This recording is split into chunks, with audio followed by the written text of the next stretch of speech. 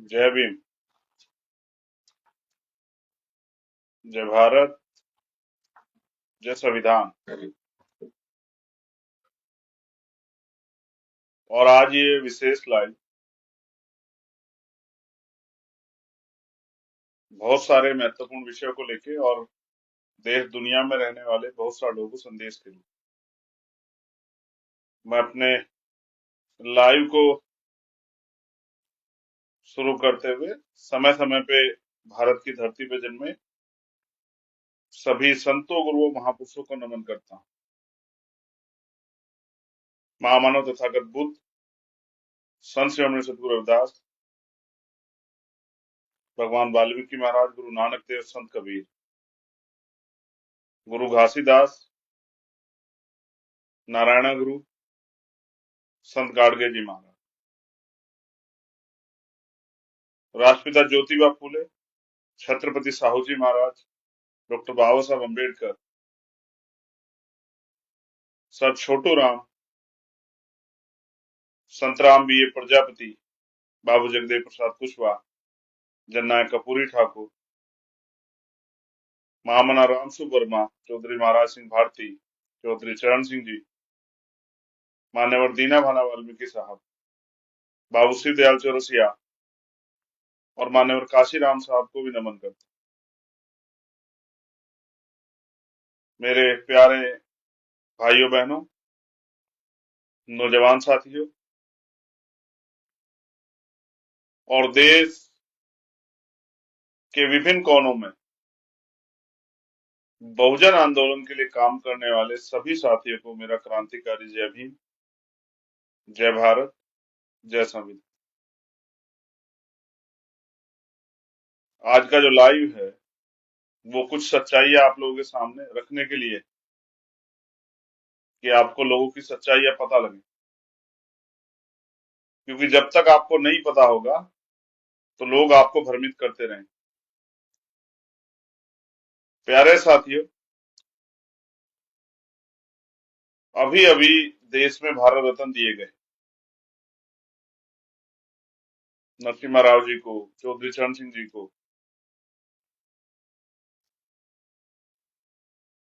स्वामी रंगनाथन जी को, स्वामीनाथन जी को, उनसे पहले जननायक कपूरी ठाकुर जी को, लालकृष्ण आडवाणी जी को। ये इनमें ये सभी लोग, ज्यादा लोग इनमें से डिजर्व करते हैं भारत रत्न, लेकिन देना और नहीं देना ये सरकार के हाथ में। हमने कई और महापुरुषों के लिए भारत रत्न की मांग की। मांग इसलिए कि समाज को जागृति मिलती रहे, समाज को जानकारी मिलती रहे, अपने महापुरुषों को ज्ञान मिलता रहे, जिसमें माननीय काशी राम साहब हैं। लंबे समय तक हम चौधरी चरण सिंह जी को भारत रत्न देने की मांग उठाते रहे। सरकार ने वो देर से सुनी और अपने राजनीतिक लाभ और किस चीज में सुनी वो एक अलग बात है, लेकिन वो डिजर्व करते हैं। अभी बहुत सारे महापुरुष ऐसे जिनको भारत रत्न के जो को डिजर्व करते हैं, लेकिन अब उनको अभी नहीं मिला, जिनमें माननीय काशी राम साहब हैं, जिनमें संत राम बी प्रजापति हैं, जिनमें बाबू जगदेव प्रसाद कुशवाहा हैं, जिनमें महामना राम वर्मा है। ऐसे बहुत सारे महापुरुष हैं जिनका योगदान है इस भारत को भारत बनाने में या भारत के हाशिए पे पड़े समाज को अपने पैरों पे खड़ा करने।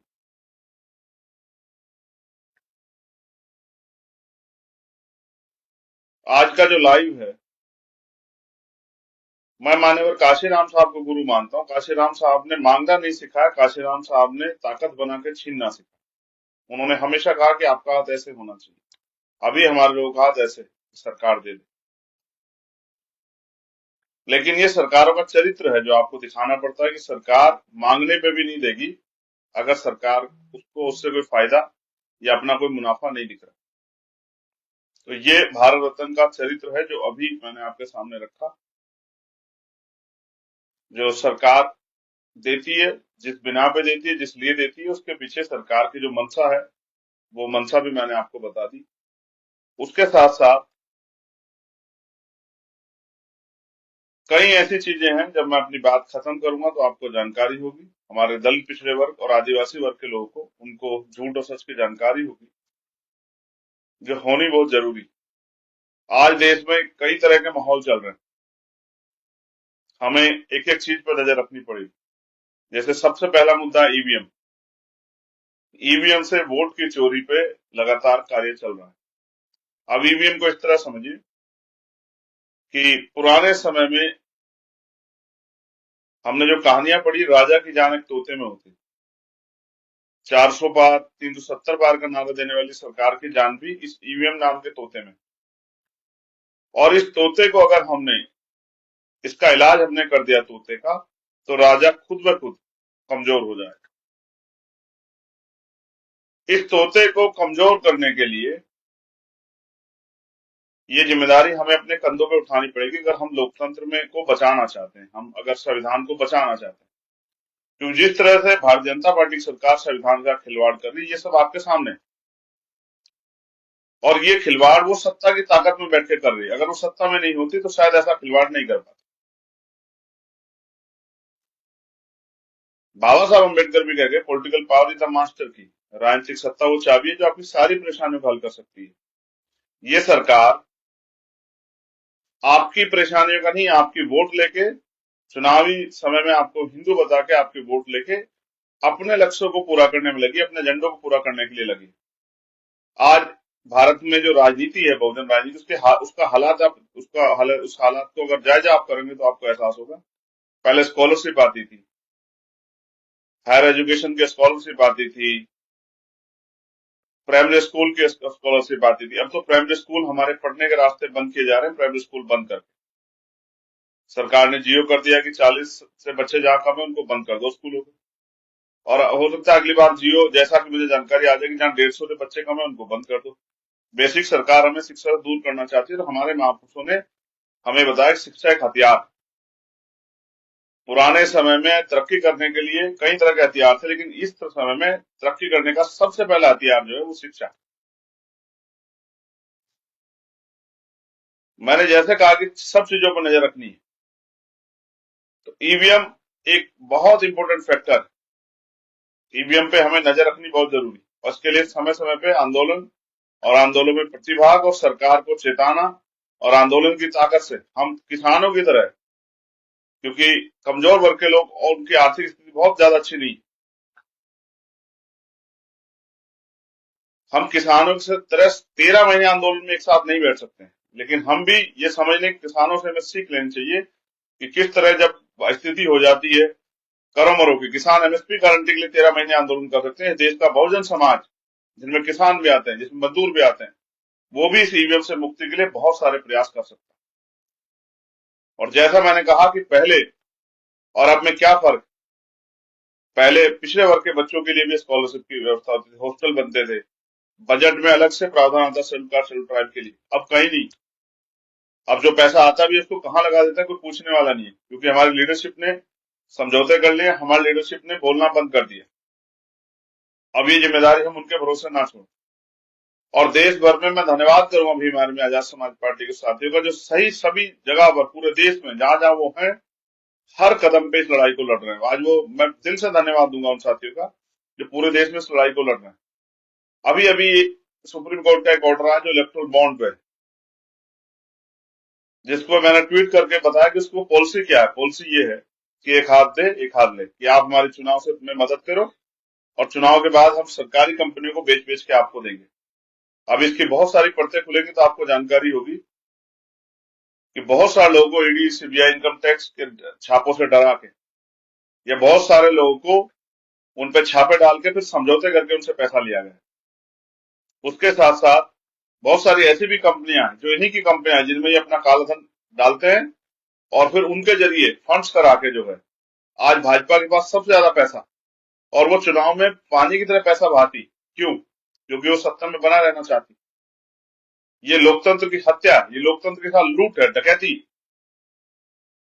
बाबा साहब अम्बेडकर इस पर चिंतित थे। उन्होंने जिस दिन संविधान सौंपा इस बात को कहा था कि आज हम विरोधाभास की जिंदगी में कदम रखने हैं। राजनीति में वन वोट वन वैल्यू, राजनीति में तो हम लोग बराबर हो जाएंगे, लेकिन जब तक देश में स्थापित सामाजिक गैर बराबरी जो जाति के आधार पे, और आर्थिक गैर बराबरी, जब तक ये दूर नहीं होगी तो राजनीतिक लोकतंत्र, सामाजिक लोकतंत्र नहीं बन पाएगा। अब इस बात को समझिए कि काबिलियत कितनी भी हो, अगर आपके पास पैसा नहीं है तो आप राजनीति नहीं कर सकते। आप कितने पढ़े लिखे हो और आपका पैसा नहीं तो आप राजनीति नहीं कर सकते। और सरकारों ने एक षड्यंत्र के थ्रू, ताकतवर लोगों ने राज करने के लिए पैसे से कनेक्ट कर दिया राजनीति को। कोई भी चुनाव लड़ेगा, इतना पैसा खर्च करना पड़ेगा, इतने साधन संसाधन लगाने पड़ेंगे, इतना दिखावा करना पड़ेगा, इतना मीडिया में प्रचार करना पड़ेगा, ये सब चीजें कर दी जिससे कि कोई गरीब का बेटा आगे बढ़ के आ ही ना सके। आज हमें सड़क पे जब हम अपने चुनाव की तैयारी कर रहे हैं, हमें पेश करना पड़ता। तो इलेक्ट्रोल बॉन्ड ये है कि ये जो पूंजीपतियों ने जो पैसा दिया उसके एवज में सरकार ने उनको क्या दिया, ये एक तरह का गिव एंड टेक, कि आप हमें चुनाव में मदद करो, चुनाव के जरिए में पैसा लेके, पैसा खर्च करके हम सत्ता में आएंगे, और सत्ता के जरिए क्या क्या होता है आप महसूस करोगे। विधायक खरीदे जाते हैं, कई सरकारें गिराई जाती, जैसा प्रयास झारखंड में किया गया, जैसा महाराष्ट्र में किया गया, जैसा प्रयास पहले तेलंगाना में किया गया, जैसा प्रयास मध्य प्रदेश में किया गया, जैसा प्रयास राजस्थान में किया गया, इस तरह के पूरे चीजें होती और दूसरी पार्टी के विधायक तोड़े जाते हैं। काशीराम साहब ने इस पे बहुत अच्छा कहा। उन्होंने कहा कि भारत में लोकतंत्र नहीं है, ये धनतंत्र है। पैसे के दम पे आप महसूस करो कि लोकतंत्र के मूल्य क्या थे। लोकतंत्र के मूल्य थे कि जनता का द्वारा जनता का शासन, यानी कि जनता जिस तरह चाहेगी अब जनता का राज होगा। क्योंकि राजतंत्र में राजा महाराजा राज करते, उनकी औलादें राज करती थी, रानियां राज करती थी, लेकिन लोकतंत्र में गरीब आदमी, आम आदमी और देश की आवाम, जनता, वो राज करेगी। इसलिए इसको लोकतंत्र कहा गया। लेकिन कहाँ है सरकार? कोई कानून बनाती है, पूछती है क्या? आपने कानून बनाया किसानों के खिलाफ, पूछा क्या? आपने ड्राइवर के खिलाफ बनाया, आपने पूछा क्या? आपने व्यापारी के खिलाफ जीएसटी बनाया, आपने पूछा क्या? आपने नोटबंदी की, आपने पूछा क्या? और ये सब आपने तानाशाही में किया। ये देश राजतंत्र की तरफ बढ़ रहा है, और मोदी जी और आरएसएस और भाजपा के लोग इस देश को में राजतंत्र स्थापित करना चाहते हैं, जहां लोगों के अधिकार खत्म हो जाएंगे। बस लोगों को गुलामी की तरह ताकतवर लोगों की बात माननी पड़ेगी। मैं बहुत बार से अपने लोगों को इस बात के लिए इशारा कर रहा हूं और समझाने का प्रयास कर रहा हूं, समय समय पे लड़ लड़ के भी आपको एहसास करा रहा हूं कि आपको समझना पड़ेगा, आपको जिम्मेदारी उठानी पड़ेगी अपने कंधों पे, इस देश को बचाने के लिए, इस देश के लोकतंत्र संविधान को बचाने के लिए, देश के करोड़ों, 100 करोड़ से ज्यादा लोगों को, कमजोरों को, मजलूमों को, गरीबों को बचाने के लिए अम्बेडकरवादियों को जिम्मेदारी उठानी पड़ेगी। किसी के भरोसे ना रहे अम्बेडकरवादी, अपने आप ही जिम्मेदारी उठाएं। कभी कभी अपने देश के लिए बहुत सारी कुर्बानियां देनी पड़ती, प्राणों के बलिदान देना पड़ता। आज ऐसा समय आ गया लगभग, जैसा मैंने कहा, इलेक्ट्रोल बॉन्ड के अलावा और कई ऐसी चीजें जिन पे हमें कर्जा से किसान आंदोलन चल रहा है। अब किसान चुनाव के समय किसान बन के वोट नहीं करता है, वो जाति धर्म के आधार पर, क्योंकि भारत में जाति है। मैंने कहा ना, बाबा साहब ने कहा सामाजिक गैर बराबरी, जाति के आधार पर आदमी के कर्मों को अच्छा नहीं माना जाता, उसकी जाति को अच्छा माना जाता। उसकी जाति अगर ऊंची है तो सब लोग उसके साथ मिलकर राजनीति कर लेंगे, लेकिन कहीं वो शेड्यूल ट्राइब, बैकवर्ड का व्यक्ति है, माइनॉरिटी का व्यक्ति, तो उसके साथ राजनीति करने में ऊंची जाति के लोगों को दिक्कत होती है और उनके अपने लोगों को भी दिक्कत होती है, क्योंकि हमें आदत है दूसरों के पीछे खड़े होने की आदत है। जबकि लोकतंत्र हमें कुर्सी पे बैठने की ताकत देता है, शासन करने की बात की जा देता है। वहीं भाजपा के लोग राशन बांट बांट के, उनके देखे देखे अन्य पार्टी के लोग राशन बांट बांट के शासन करना चाहते हैं लोगों को। ये इस लोकतंत्र की सच्चाई। किसान आंदोलन चल रहा है, किसान को जैसे लैंड छूट थी, सरकार ने वादा किया, उनको भेज दिया, वो बड़े खुश होके गए, लेकिन बाद में उनको जाके एहसास हुआ 1.5 साल बाद कि सरकार ने उसे धोखा किया। इस बार फिर वो करके आगे पूरी तैयारी। अब कई किसान लड़ रहे हैं, शहीद हो रहे हैं, आंसू गैस के गोले, रबड़ बुलेट चल रही, किसानों की जान जा रही, किसानों की आंखों को, कई किसानों की आंखों को नुकसान हो गया। और हमारी सरकार इस तरह लड़ रही किसानों के साथ जैसे वो जंग के मैदान, बॉर्डर पे हो, वो जंग का मैदान हो, इस तरह से अपने देश के किसानों के साथ लड़ रही। और यही वो जनता जिनके पास वोट मांगने में नेताओं को जाना है। लेकिन हमारे लोग 2-3 महीने भूल जाते हैं इन्हीं नेताओं को। आज जो नेता शोषण कर रहे हैं, दमन कर रहे हैं किसानों को, यही अलग अलग पार्टी में होकर आ जाएंगे या यही वोट मांगने जाएंगे इतना जुल्म करके, तो फिर इनको भी वोट देने में हमारे लोग परहेज नहीं करते, किसान मजदूर इन लोग को वोट देने में परहेज नहीं करते। ये भी मैंने देखा। तो जैसा मैंने आपको कहा कि हमें कई चीजों पे बहुत ध्यान रखना है। हम भारत में, और अगर भारत की पर कैपिटल इनकम आप चेक करो, प्रति व्यक्ति आय किसानों की 27 रुपए, और हम दुनिया में प्रति व्यक्ति आय का जो मानक है उसमें हम 132वें स्थान पे। 27 रुपए अगर किसान एक दिन में कमाता है, तो आप महसूस कीजिए कि वो एक दिन में खर्च क्या करता हो। ये इस देश में किसानों की आमदनी, किसान सुसाइड करते हैं, किसान मुसीबत उठाते हैं, किसान हमारे लिए अन्न उगाते हैं, और उनको क्या मिलता है ये आपके सामने में रखना चाहते हैं। और यही हालत बेरोजगारी की, बेरोजगारी दर भी हमारे यहाँ बढ़ रही है। और कोई पेपर ऐसा नहीं है, मुझे आरओ के पेपर की भेजा गया जो लीक हुआ, और आज यूपी पुलिस का पेपर था, और मुझसे कहा गया कि भैया ये देखना, ये भी लीक हो जाएगा। जो सरकार कागज सुरक्षित न रख पाई, ये कोई धोखे से नहीं होता, ये षड्यंत्र है सरकारों अपने लोगों को आसानी से पेपर उपलब्ध करा के उनको कुर्सियों तक बिठाने का। जो सत्ता में बैठे लोग हैं, सब उनकी जानकारी में होता है, और अगर नहीं होता तो उनको कुर्सी बैठने का अधिकार किसने दिया, जो पेपर को सुरक्षित न रख पा रहे हैं। यानी कि सिस्टम में भ्रष्टाचारी लोग बैठ गए। एक और षड्यंत्र है जो हमारी एकता तोड़ने के लिए, शेड्यूल कास्ट शेड्यूल ट्राइब की एकता तोड़ने के लिए, वो भी किया जा रहा है, और उनको भी ऐसे ही वादे किए जा रहे हैं। मैं अपने लोगों से कहना चाहता हूँ, हम आपके लिए ज्यादा जिम्मेदार है। मैं बहुत जिम्मेदारी से बात कर रहा हूँ चंद्रिका आजाद, कि जैसे आपको लैंड किसानों को दिया गया, ऐसे आपको देने का प्रयास किया जा रहा है कि आपको बहुत कुछ देंगे। आप सोचो, जब इस देश में निजीकरण हो जाएगा, सरकारी सिस्टम ही खत्म हो जाएगा, सब प्राइवेट हो जाएगा, तो आरक्षण का क्या फायदा होगा। और अभी लेटरल एंट्री से आईएएस बनाए जा रहे हैं। अब संविदा से, ठेकेदारी से सरकारी नौकरियां खत्म करके इस तरह का इंतजाम किया जा रहा है। फिर पेपर लीक करके, आरक्षण घोटाले करके 49 भर्ती के बच्चे बैठे हैं। ये हमारे दल पिछड़े वर्ग के नेताओं को देखना चाहिए कि किस तरह से संविधान का कत्ल हो रहा है, संविधान का उल्लंघन हो रहा है। जो हमारा हक बैठता है वो भी नहीं दिया जा रहा है। ये सत्ता से दूर रहने का परिणाम। मेरे प्यारे भाइयों, मैं देश भर में घूमता हूँ, बहुत सारी चीजों पर ध्यान देता हूँ। भारत में आम आदमी की आय दुगनी नहीं हुई, किसानों की आय भी दुगनी नहीं हुई है, लेकिन भारत में पूंजीपतियों की आय कई कई हजार गुना बढ़ गई है। उनकी उनकी शक्ति, उनके सोर्स, उनके एसेट भी कई कई हजार गुना बढ़ गए। और ये हमारे माननीय प्रधानमंत्री के नेतृत्व में हुआ, जो कहते हैं कि मैं बहुत ईमानदार। मैं आपको ये कहना चाहता हूँ, मेरे आज के बात रखने के पीछे कुछ उद्देश्य है, क्योंकि मेरे पास बहुत बड़ी जिम्मेदारी है मेरे साथ। और हम नगीना में लोकसभा का चुनाव लड़ रहे हैं, व्यक्तिगत चंद्रशेखर खुद चुनाव लड़ रहा है। मैं देश में अपने साथियों से अपील करना चाहता हूँ कि वो क्योंकि इस बात को कहने से पहले मैं इस बात को समझाने का प्रयास करूंगा। काशीराम साहब कहते थे, जिनका दल नहीं होता उन पे बल नहीं होता, जिनके पास बल नहीं होता उनकी समस्याओं का हल नहीं। मैं एक और बार आपको पीछे लेके चलूंगा। यहाँ कांग्रेस थी, यहाँ अकाली दल थी, मुस्लिम लीग थी, सभी पार्टियों के होते बाबा साहब अम्बेडकर ने अपनी 3 पार्टियां क्यों बनाई? आपको सोचना चाहिए। स्वतंत्र labour party, labour party of India, schedule caste federation, और फिर आरपीआई बाबा साहब ने क्यों बनाई? इस बात को बताने के पीछे मेरा एक उद्देश्य है आपको ये, कि अगर सत्ता में बैठे लोग हमारे बारे में सोचते तो बाबा साहब को पार्टी नहीं बनानी पड़ती। ये बात मैं आपको इसलिए कह रहा हूं कि दल बनाना क्यों जरूरी है, और दल के जरिए क्या क्या हो सकता है। अब हम नगीना में तैयारी कर रहे हैं, बहुत मेहनत कर रहे हैं। हमारे एक साथी नगीना के भी, हमारे में आजाद समाज बहुत मेहनत कर रहे हैं, जो बाहर से हमारे साथी है वो भी बहुत मेहनत कर रहे हैं, और हमें ये लड़ाई जीतनी।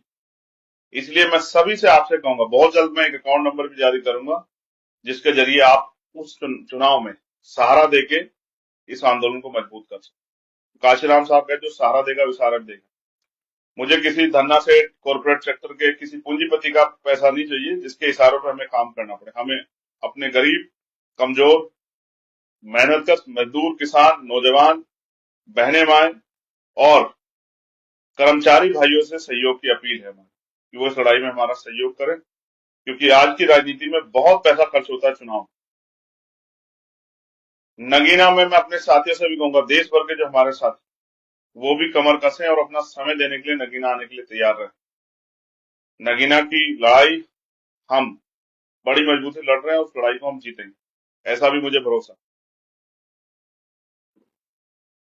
क्योंकि नगीना से जो ताकत बनेगी, इस तानाशाही, इस निकम्मी, लुटेरी, भ्रष्टाचारी, जालिम हुकूमत के खिलाफ जो ताकत नगीना से बनेगी, उस ताकत के दम पे देश भर की आवाज आजाद समाज पार्टी बनने का काम करेगी। पूरे देश में जहां किसी कमजोर पे जुल्म, जाति, अन्याय, अत्याचार होगा, दादागिरी होगी, सताया जाएगा, उसकी आवाज उठाने के लिए आजाद समाज पार्टी पे वॉइस होगी। और आजाद समाज पार्टी के लिए भी अवसर है कि देश भर में जो भीम आर्मी आजाद समाज पार्टी के लोग काम करते हैं, उनको, उनके साथ जब अन्याय होता है तो उनकी आवाज कोई नहीं उठा, उन पर एक सशक्त आवाज होगी जो पार्लियामेंट में उनकी आवाज को उठाएगी। और देश भर में जहां भी कोई जुर्म जाती होगी, उस पर सरकार से जवाब मांगे, जो बजट में हमारी हिस्सेदारी, उस पर सरकार से सवाल करें। 75 साल में अगर पीने के लिए साफ पानी की व्यवस्था, मैं देश भर में जाता हूं, लेकिन मैं जब नगीना घूम रहा हूं तो मैं महसूस कर रहा हूं, मेरे प्यारे भाइयों, मुझे आपको बताना पड़ेगा, आज भी पक्के मकान नहीं बन पाए, जो मकान बने उनपे प्लस्तर नहीं है। और मैं घरों में अंदर जाके देखता हूँ, आज भी चूल्हे पे रोटी पकानी पड़ती है, अच्छा खाना पीने की व्यवस्था नहीं है। बहुत सारी बहनें ऐसी हैं जिनको वो पढ़ना चाहती है लेकिन नहीं पढ़ पाई, क्योंकि पैसों की कमी के कारण। बहुत सारे भाई बच्चे ऐसे हैं जो पढ़ना चाहते हैं, नहीं पढ़ पाए, पैसे कमी के कारण। बहुत सारे ऐसे लोग मिलते हैं जो इनके अच्छे इलाज नहीं हो पा रहे हैं, पैसे कमी के कारण, जबकि ये सारी जिम्मेदारी सरकार की। इसलिए हम लोग टैक्स भरते हैं कि अच्छे स्कूल बने, अच्छे कॉलेज बने, अच्छे हॉस्पिटल बने। रोजगार नहीं है, पढ़े लिखे नौजवान बेरोजगार घूम रहे हैं, कोई पूछने वाला नहीं। कई ऐसी समस्याएं जो बहुत करीबी, जैसे बाढ़ की समस्या, कटाव की समस्या, जैसे किसानों की फसल की समस्या, किसानों के साथ हो रहे उत्पीड़न की, आवारा पशुओं की। मैं बहुत देखता हूँ, नगीना में जाता हूँ, गली गली घूमता हूँ तो मुझे एहसास होता है जिस तरह सरकार के लोग पुलिस द्वारा कमजोरों का, मजलूमों के साथ उत्पीड़न करा रहे। बहुत कुछ जानने का मौका जमीन पे जाके देखने को मिल रहा है। बहुत कुछ तकलीफ है दिल में, तो बहुत सारे सपने हैं उनकी जिंदगी बदलने के, बहनों माओ को रोजगार देने के, नौजवान भाई को रोजगार देने के, जो अच्छी पढ़ाई कर रहे हैं उनकी मदद करने के, जो बहनें पढ़ना चाहती, भाई पढ़ना चाहते हैं, उनके लिए अच्छे अवसर, उनकी पढ़ाई के लिए उनके रास्ते आसान करने के बहुत सपने हैं। अच्छे मकान बनाने के, देने के, अच्छे खाने की सुविधा कराने के, जुल्म जाति, दादागिरी से बहन बेटियों के सम्मान की रक्षा करने के बहुत सारे मन में सपने हैं कुछ करने के। उसके लिए हम लोग नगीना में काम कर रहे हैं। अभी मेरे पास पिछले 10 दिनों में 100 से ज्यादा कंप्लेन आई पूरे देश भर से।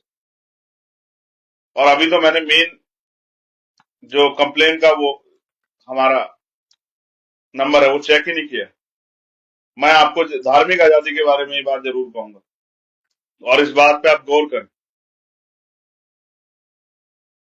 भाजपा के लोग ये चिल्लाते हैं कि हम सारे schedule caste, backward schedule tribe के लोग हिंदू, और भारत की जातीय व्यवस्था में अपर कास्ट के लोग, ये सब लोग मिला के हिंदुओं को बार बार कहते हैं 100 करोड़ हिंदू है, 100 करोड़ हिंदू। उनके हिंदुत्व का एक सच आप जान लो, अभी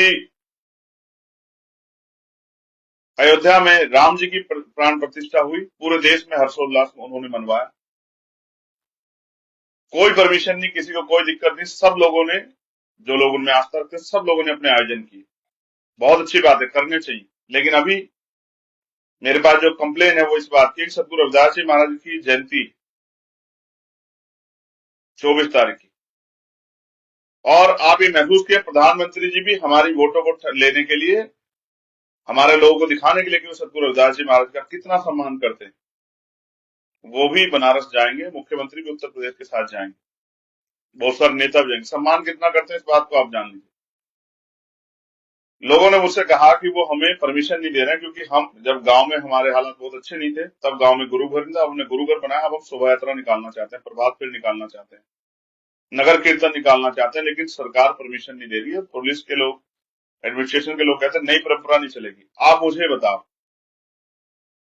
आप रोज इनको पढ़ाते हो कि आप हिंदू हो, हिंदू हिंदू, लेकिन आज जब ये अपनी शोभा यात्रा निकालने के लिए सतगुरु रविदास जिनमें प्रधानमंत्री भी आस्था रखने की बात करते हैं, जिसमें मुख्यमंत्री भी आस्था रखने की बात करते हैं, उन्हीं सतगुरु रविदास जी की शोभा यात्रा आप ही की सरकार और आप ही के प्रशासन के लोग नहीं निकलने दे रहे। इस बात को हम किस तरह समझे?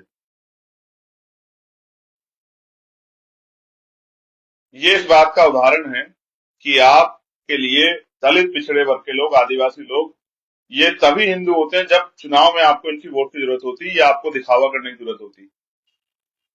असल सच ये है कि कभी आपने इनको ना अपना माना और ना आप इनके अधिकार, इनके सम्मान स्वाभिमान की सुरक्षा कर सकते हैं। आप तो जो गुरु, जिनको हम पिता भी मानते हैं, सदगुरु रविदास पिताजी महाराज, जिनको जिनको कुल गुरु मानते हैं, शेड्यूल कास्ट की एक बहुत बड़ी आबादी, उनकी जयंती की परमिशन नहीं दे रहे हो, तो आप कितना सम्मान करते हो इस बात से पता लग जाए। मैंने भी अपने लोगों से कहा कि अगर वो जयंती की परमिशन नहीं देते हैं और आप चाहते हैं, मैं तो आपसे कहूंगा कि आप उनके विचारों पे चलो, मैं उनके विचारों को भी जरा सा बताऊंगा आज। लेकिन मैंने आपसे कहा, नगीना में भी बहुत सारे लोग जिन्होंने मुझसे कहा परमिशन नहीं हो रही, मैंने उनसे कहा कि आपका राज नहीं, तो आपकी परमिशन नहीं होगी, क्योंकि कहते हैं जिनका राज नहीं होता उनका धर्म भी नहीं होता। मगर मैंने उनसे कहा कि आप एक काम करो, आप खुशी मनाना चाहते हो तो ज्ञान का दीपक जलाओ। 23 तारीख को, 24 तारीख की जयंती, 23 तारीख की रात को अपने घरों पे दीपक जलाओ, ज्ञान का दीपक। आपकी नस्लें, आपकी औलादें पूछेंगी कि ये कौन है, तो आप उनको ये मत कहना कि इनको पूछो, इनके आगे माथा टेको, इनके आगे नाक रगड़ो, इनकी जय जयकार करो। इनको बस ये बताना कि ये वो गुरु है जिन्होंने 600 साल पहले ये विचार दिया कि पराधीनता पाप है, जान ले रे मीत, और रविदास पराधीन से कौन करे सो प्रीत, रविदास दास पराधीन सो कौन करे से प्रीत। यानी कि सतगुरु जी ने कहा है कि गुलामी पाप है, और अगर आप गुलाम का जीवन जी रहे हैं तो आपसे कोई प्रेम नहीं करेगा। इसलिए मैं आपको ये बात कहना चाहता हूं कि बीजेपी के सच को हमें समझना पड़ेगा और बीजेपी के लोगों के झूठ को भी हमें समझना पड़ेगा। ये बहुत बैनर लगाएंगे, सब कुछ करेंगे, लेकिन ये आपके गुरु जी से उनके सम्मान को कितना ख्याल रखते हैं आप ये समझ लीजिए। वही सतगुरु जी महाराज जिनके बारे में मैं अक्सर बताता हूं, जिन्होंने कहा ऐसा चाहूं राज में जहां मिले सबनु अन्न, और छोट बड़े सब सम बसे रविदास रहे प्रसन्न। इसका मतलब है कि सतगुरु जी ने कहा मैं ऐसा राज चाहता हूं जहां कोई छोटा बड़ा ना हो, जहां कोई ऊंच नीच ना हो, जहां कोई भेदभाव भाव ना हो, जहां किसी बहन बेटी का अपमान ना हो, किसी का जुल्म ना हो, किसी का जाति ना हो, किसी का दादागिरी ना हो, जहां किसी को भी, किसी भी व्यक्ति, किसी जाति धर्म का हो, पहनने के लिए कपड़ों की, खाने के लिए भोजन की, सर ढकने के लिए छत की, पीने के लिए पानी की कोई कम समस्या ना, जहां कोई लूटपाट ना हो, कोई चोरी ना हो, कोई भय ना हो, किसी तरह को डर ना हो, किसी तरह का कोई भी ऐसा कार्य, अनुचित कार्य ना हो जिससे किसी को दिल को तकलीफ। मेरे प्यारे भाइयों, उस राज को उन्होंने नाम दिया बेगमपुरा राज। अपने बच्चों को बताना, ज्ञान का दीपक जला के, बेगम का मतलब होता है बेगम, जहां कोई गम ना हो। आप सोचिए अगर देश के हर व्यक्ति के जीवन से गम खत्म हो जाएगा तो वो राज कितना अच्छा राज हो, वो संविधान का राज होगा। उसी राज की बात मैं आपसे कर रहा हूं जिस राज को 600 साल पहले बेगमपुरा का नाम दिया। वही राज भारतीय संविधान में डॉक्टर बाबा साहब अम्बेडकर ने लिखा, हर एक व्यक्ति के लिए समानता, स्वतंत्रता, भाईचारा और तरक्की। उसी राज की बात मैं आपसे कर रहा हूं। इसलिए मैं आपसे अपील करूंगा कि अगर वो नहीं परमिशन दे रहे हैं तो विरोध ना करें, इस तकलीफ से सबक लें और अपनी ताकत बनाने का काम करें, और 23 तारीख की रात को अपने घरों पे दीपक जरूर जलाएं। और मैं सरकार से भी ये मांग करूंगा कि 23 और 24 दोनों तारीखों में सारे शराब के ठेके बंद किए जाएं, जिस तरह से आप अन्य धार्मिक आयोजनों पे करते हो। किसी तरह कोई विवाद ना हो, क्योंकि सरकार जानबूझ के चाहेगी कि कमजोर वर्गों में आपस में भाईचारा टूटे, उनमें झगड़े हो। और आपको भी सावधान रहना पड़ेगा। आप देख लो किस तरह से भाजपा के लोग देश को बर्बाद कर रहे हैं, सारी सरकार संपत्ति को बेच के पूंजीपतियों को दे रहे हैं, किस तरह से नौजवानों के साथ के रोजगार खत्म कर रहे हैं, किस तरह से किसानों पे, महिलाओं पे सारी ताकत होते भी उनकी तरक्की का कोई रास्ता नहीं खोल रहे हैं। वहीं एनसीआरबी के आंकड़े में कितनी महिलाओं का रेप हत्या होती है, आज मैं जाके देखता हूं, मैं नहीं बता सकता। किस तरह भूखे पेट गरीब लोग सो जाते हैं, किस तरह बीमारियों होने के बाद इलाज न मिलने का लोग मर रहे हैं। इसलिए मैं सरकार से मांग करूंगा कोई व्यवस्था खराब ना हो। इसलिए 23 और 24 दोनों तिथियों में गुरु पर्व पे सारे शराब के ठेके बंद कर दिए जाएं, ऐसी हमारी सरकार से अपील। मैं आपसे फिर कहूंगा, जिनको भारत दिए उनके विचार, उनमें से किसी एक के विचार भी भारतीय जनता पार्टी नहीं मानती, ये सरकार नहीं मानती। ये सिर्फ इसलिए सारे अवसर पैदा करती कि इनके वर्गों का, इनकी जातियों का वोट ले सके। और हम जिस जाति विहीन समाज की बात करते हैं, वो जो बाबा साहब अम्बेडकर का सपना था, एलिमिनेशन ऑफ कास्ट, जाति विहीन समाज, वो भी तभी पूरा होगा जब इस देश का संविधान को असल में पूर्ण रूप से लागू किया जाएगा। इसलिए आज की मेरी आपसे ये अपील है कि 23 तारीख को जो सतगुरु रविदास जी महाराज में आस्था रखते हैं, शेड्यूल कास्ट के लोग, वो 23 तारीख को अपने घरों के दीपक जरूर जलाएं और अपने परिवारों को, अपने बच्चों को महापुरुषों को पूजने की बजाय, उन पर दिया बत्ती अगरबत्ती करने की बजाय, उनको उनके विचारों को बताने का काम जरूर।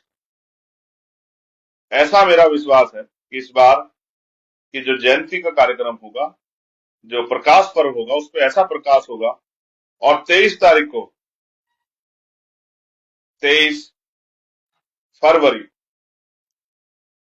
हम लोग ऐतिहासिक इस देश में मानवता के हित के लिए, समतामूलक समाज के लिए, इस देश को गम विहीन करने के लिए, कि किसी कोई गम ना हो, बेगमपुरा राज का भी संकल्प लेंगे। क्योंकि मैं मानता हूं कि जब तक आपके पास कोई विजन नहीं होगा, कोई रास्ता नहीं होगा, कोई लक्ष्य नहीं होगा, तब तक आप लक्ष्य पे नहीं बढ़ पाएंगे।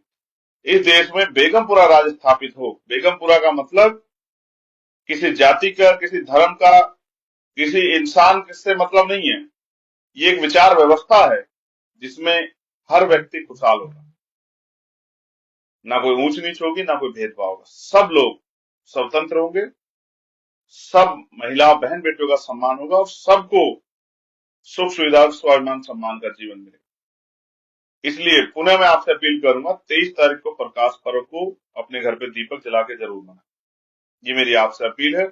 और मैं अपने साथियों से कहूंगा कि नगीना में तन मन धन से सहयोग करने के लिए अब आने का काम करें और ये बताएं कि जब कमजोर वर्गों के लोग कोई बात ठान लेते हैं, जब गरीब ऐसा है, लोग अपनी पीड़ा खत्म करने के लिए कोई सपना पैदा कर लेते हैं, उस सपनों को पूरा करने के लिए कितनी मेहनत करते हैं। जहां तमाम लोग वोट लेकर आराम से कुल घर में पड़ के सो रहे हैं, वहां आपको जो सड़कों से मेहनत की है उसको सदन में पहुंचाने का मौका भी आपको आ गया। इसलिए मैं आपसे आग्रह करूंगा कि आप अपने आप स्वयं पहुंचे और आके अपनी जिम्मेदारी वहां से आपको मिले, उस पर काम करें और नगीना से आजाद समाज पार्टी कामयाब करके और देश भर में भारतीय जनता पार्टी को रोकने के लिए जो हमने प्रोग्राम बनाया, उस प्रोग्राम पे भी हमारी मदद करें, जिससे कि भारतीय जनता पार्टी की जो विचार हैं, जिससे वो देश को पुनः गुलाम बनाने का प्रयास कर रहे हैं, देश के संविधान कमजोर करने का प्रयास कर रहे हैं, उस विचार को, जो छद्म एजेंडा, उसको